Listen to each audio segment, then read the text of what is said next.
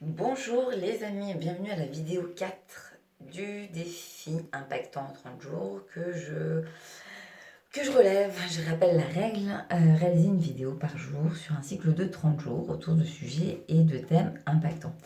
Je vais également me présenter pour les personnes qui prennent la vidéo en cours de route. Je suis Ruthier Rosguinor, psychologue, coach en orientation, reconversion professionnelle et transition de vie.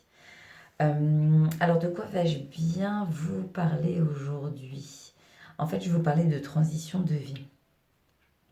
Je vais vous poser une question. Est-ce que vous prenez chaque année le temps d'évaluer, de mesurer les transitions que nous vivons tous, eh bien, perpétuellement et de manière plus globale, au moins chaque année? On a tous envie de vivre une vie qui a du sens. On a envie d'éviter de perdre notre temps. On recherche une vie qui soit inspirée par des choses qui nous font vibrer. Et ce qu'on appréhende le plus, eh bien, c'est de rentrer dans la routine. Or, ce qu'il faut savoir, c'est que, eh bien, nous sommes des êtres avec des cycles et que nous sommes des êtres avec, eh bien, des évolutions, des changements qui vont être impactés par ce qui se passe à l'extérieur, autour de nous, mais également par ce qu'on peut ressentir intérieurement. Et c'est vrai que, eh bien, si on ne prend pas le temps de mesurer ces changements qui sont liés à nos désirs d'évolution, qui sont liés aux traits de personnalité que l'on a, qu'on a pu développer et qu'on n'a pas forcément l'opportunité d'exprimer au travers d'une activité, mais qui sont également liés à tous nos intérêts, nos motivations, nos valeurs.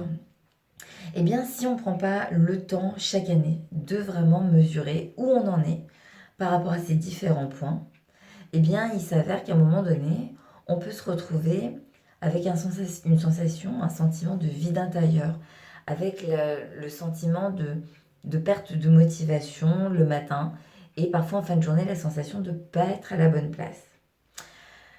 Moi, il y a quelques années, eh bien, j'ai traversé cette période de confusion. Je travaillais dans un important cabinet d'outplacement où j'accompagnais des personnes dans leur transition professionnelle suite à des licenciements ou dans leur changement euh, sur le plan professionnel quand je les accompagnais dans des bilans de compétences.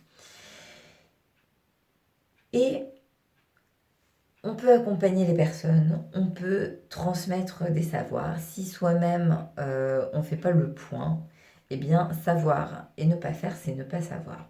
Et je me suis moi-même retrouvée à un moment donné dans cette période de confusion qui s'est manifestée par une perte d'intérêt sur le plan professionnel, le sentiment eh bien, que j'allais au travail à reculons.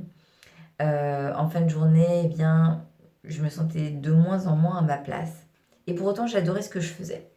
J'adorais ce que je faisais, mais je n'avais pas mesuré que entre le moment où j'avais démarré cette activité et puis les années qui s'étaient écoulées, il s'était passé beaucoup de changements dans ma vie. Je m'étais mariée, j'avais eu un enfant, et mes priorités, ce qui est essentiel pour moi, a aussi évolué.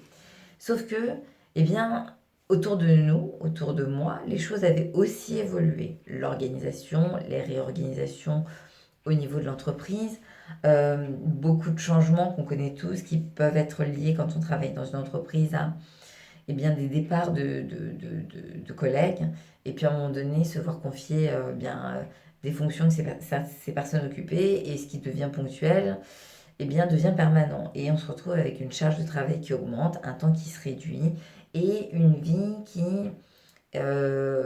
qui évolue également. Et j'ai frôlé à ce moment-là le burn-out. Je dis j'ai frôlé parce que quand on est vraiment impacté par un burn-out, ça remet tout en question et on perd vraiment nos repères.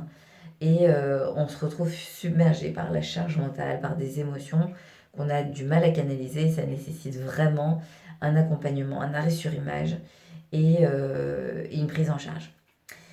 Moi, ce qui se passait, c'est que ça se manifestait sur le plan physique. J'avais des vertiges de position. Quand je marchais dans la rue, eh bien, je perdais parfois l'équilibre, j'avais du mal à me diriger.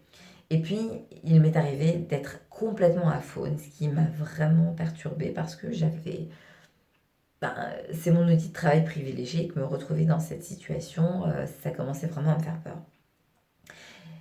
Même si j'ai conscience du fait que quand on traverse des périodes un peu difficiles, ça peut évoluer vers des symptômes psychosomatiques, j'ai quand même été très très très perturbée par ces symptômes parce que ben, je me sentais complètement sous l'emprise de choses que je ne pouvais pas contrôler. Et puis, et c'était très perturbant en fait. Et je me suis autorisée à m'arrêter. Je dis bien, je me suis autorisée parce que c'est pas évident de s'arrêter. On a envie de montrer qu'on est capable, on n'a pas envie de montrer ses fragilités, ses faiblesses. Et puis, je travaillais dans une entreprise où j'étais pas un cas isolé. Il y avait beaucoup malheureusement, de souffrance au travail, de personnes qui accompagnaient les cas de souffrance au travail, mais qui arrivaient quand même au travail, limite avec leur père quand ça allait pas, mais qui voulaient quand même répondre présente euh, par rapport à leurs obligations et leurs fonctions. Et c'est vrai que ça nécessite de prendre sur soi, de s'arrêter, de dire je mets un frein, je marque un arrêt sur quelque chose qui ne me convient pas. Et malgré cela, eh bien, je voyais encore des collègues à moi qui avaient du mal à s'écouter, qui avaient du mal à refuser quelque chose qui ne leur convenait pas, qui les mettait en difficulté et qui les faisait souffrir. Et j'ai souvent tendance à dire ce qui ressemble à une fin est souvent un début. Parce que à ce moment-là, au moment de ma période d'arrêt, j'ai vraiment pris le temps de mesurer ce qui était essentiel pour moi, ce qui avait du sens, pour pouvoir choisir et renoncer, non pas abandonner, non pas tirer un trait sur des choses qui me plaisaient, mais en tout cas des choses qui, à ce moment-là, avaient beaucoup moins d'intérêt et d'utilité pour mon développement en tant que femme et en tant que maman.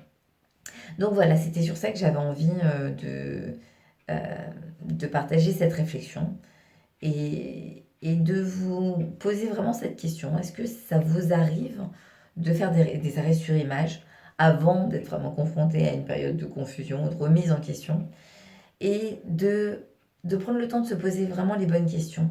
Qu'est-ce qui me motive? Qu'est-ce qui en fin de journée donne du sens à ma vie? Qu'est-ce que j'aime faire? Qu'est-ce que je sais faire mais que j'ai plus forcément envie de faire? Quelles sont les compétences que j'ai pu développer? Comme une sorte de bilan de compétences et de développement professionnel, mais qui sont de simples questions qui nous permettent quand même d'avoir des réponses et de pouvoir mieux se diriger. Et en tout cas de commencer à s'écouter. Voilà pour cette vidéo, cette 4e vidéo du challenge impactant en 30 jours. Et je vous retrouve demain. Merci pour vos commentaires, pour vos likes, pour nos échanges. C'est très motivant.